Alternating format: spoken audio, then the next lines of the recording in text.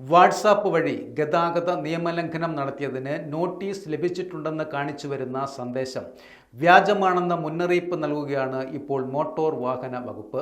നേരത്തെ തന്നെ ഇത്തരം തട്ടിപ്പ് സന്ദേശങ്ങൾ ഇംഗ്ലീഷിൽ എത്താറുണ്ടായിരുന്നു.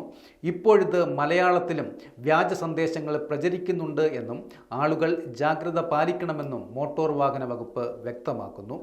ഇത്തരത്തിൽ വാട്സപ്പ് വഴി വരുന്ന ഫയൽ നിങ്ങൾ തുറക്കരുത് എന്നും മോട്ടോർ വാഹന വകുപ്പോ പോലീസോ സാധാരണയായി വാട്സപ്പ് നമ്പറിലേക്ക് നിലവിൽ ചെല്ലാൻ വിവരങ്ങൾ അയക്കാറില്ല എന്നും അത്തരം വിവരങ്ങൾ നിങ്ങളുടെ RCയിൽ നിലവിലുള്ള മൊബൈൽ നമ്പറിലേക്ക് ടെക്സ്റ്റ് മെസ്സേജായാണ് അയക്കാറുള്ളതെന്നും MVD മുന്നറിയിപ്പും നൽകുന്നുണ്ട്. ട്രാഫിക് വയലേഷൻ നോട്ടീസ് എന്ന പേരിൽ പലരുടെയും വാട്സാപ്പ് നമ്പറിലേക്ക് മലയാളത്തിൽ താഴെ പറയുന്ന ഒരു മെസ്സേജും ഇൻ പരിവാഹൻ എന്ന ഒരു APK ഫയലും വരുന്നതായി പരാതിയും ഉയരുന്നുണ്ട്. നേരത്തെ തന്നെ ഇത്തരം വ്യാജ സന്ദേശങ്ങളും കെണികളും ഇംഗ്ലീഷിലായിരുന്നു.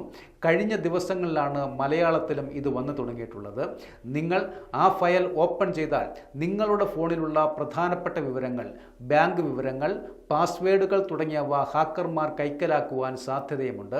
ആയതിനാൽ ഒരു കാരണവശാലും APK ഫയൽ നിങ്ങൾ ഓപ്പൺ ചെയ്യരുത്.